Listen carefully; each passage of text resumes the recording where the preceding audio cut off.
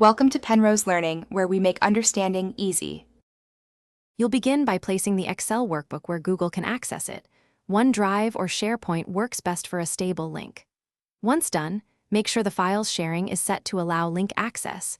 View or edit as you need.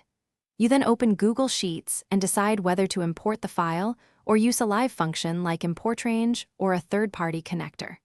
I'll show why a live connector keeps Sheets synchronized and how to start the import step-by-step now. Next, you choose the method. If you convert Excel into Google Sheets, import range is simple and fast. Type import range, sheet URL, sheet 1, A1, Z100 to pull cells.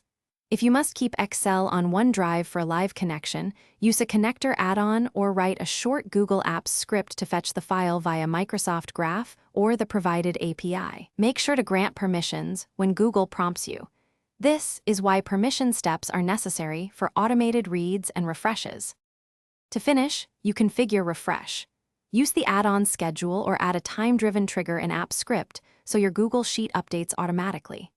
Once set, verify that ranges, headers, and sheet names match.